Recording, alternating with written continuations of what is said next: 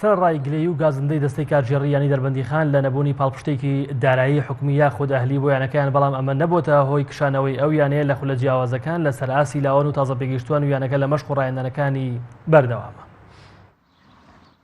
سەرڕای گرفتە داراییەکانی بەردەم یانی دەربەندیخان و دەست لە کارکێشانەوەی سەرۆکی یانەکەیان، بەڵام ئەمە نەبووتە لەمپەڕ لە بەردەم یانەکە بۆ ئەوەی بەشداری لە هەردوو خولی پلەیەکی کوردستان لەسەر ئاسی لاوان و تازە پێگەیشتووان بکات. ئەم کارەی ئیدارەی یانەکە سەرڕای دڵخۆشکردنی هاندەران لە بەشداری دەربەندیخان لە تەواوی خولەکانی هەرێمی کوردستان لە هەمان کاتدا پرسیارێکی جددیان بۆ دروست دەکات و دەپرسن چۆن یانەیەک بۆ ئاستە داراییە خراپەیەوە کە خۆیان ئاماژەی پێ دەکەن دەتوانن بەشداری خولی دیکە بکەن لە کاتێکدا یانەی گارە و شێوانە کشانەوەی خۆیان لەو خولانە پێشکەشی یەکێتی تۆپی کوردستان بەهۆی قەیرانی داراییەوە کردووە.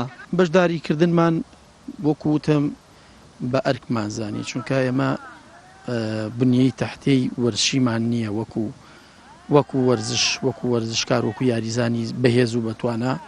بۆیە گەشتی ناو قەناعەتەی کە ئێمە لە بناغەوە جارێکی تر احتیمامی کولی پێ بدەین و کاری لەسەر بکەین بۆی بۆ داهاتوویەکی نزیک بتوانین یاریزانی باش بەرهەم بێنین لە شاری دەربەندیخانە.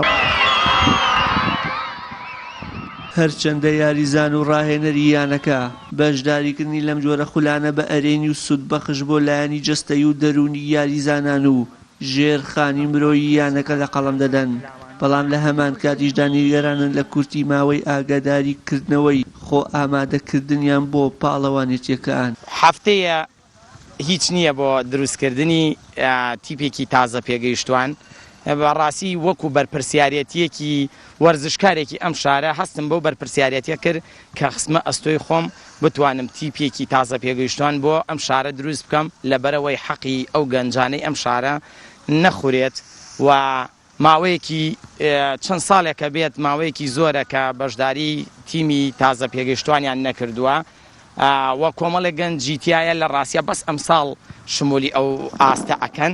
ناوم زانیار ڕەوف عەبدوڵایە، وەکو یاریزانێکی بەهرەمەندی ئەم شارە بەشداریم کردووە لە ئیختیباری ساڵانەی نادی دەربەندیخان بۆ ئاستی تازە پێگەیشتوانەوە. زۆر دڵخۆشم بە کرانەوەی ئەم خولە لەلایەن یەکێتی تۆپی پێی کوردستانەوە. هیوادارم هەموو ساڵێک لە کاتی خۆدا یەکێتی تۆپی پێی کوردستان ئەم ئاستە پشتگوێ نەخاتووە و یانەی وەرزشی دەربەندیخانیش کە ئەم ساڵ ئەوەندەی ئاگادار بم یەکەم ساڵەتی بەشداری ئەم خولە بکات بەردەوام بێت لە بەشداریکردن و هەمیشە برەو بە ئەم ئاستە بدەن و بتوانن ئەو یاریزانانی کە بەهرەمەندن لەم ئاستەیە تواناکانیان وە دەربخەن و لە داهاتووە ئیسفادەیان لێ بکەن بۆ شارەکە و هەروەها یاریزانەکانیش ئیسفادە لە نادی بکەن وەکو ئەوەی کە خۆیان دروست بکەن و چۆن بڵێن گرنگیەکی ئەم ئاستە گرنگیەکی زۆری هەیە بۆ یاریزانەکان بەعام لە کوردستاندا و دەبێتە هۆی دەرخستنی تواناکانیان و ئەگەر یاریزانەکان خۆیان ئیلتیزامیان هەبێ.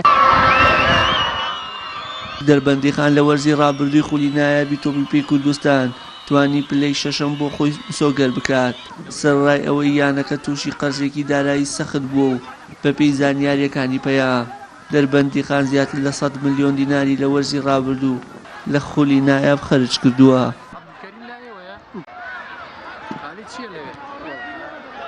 وشیار محەممەد، کەناڵی ئاسمانی پەیام، دەربەندیخان.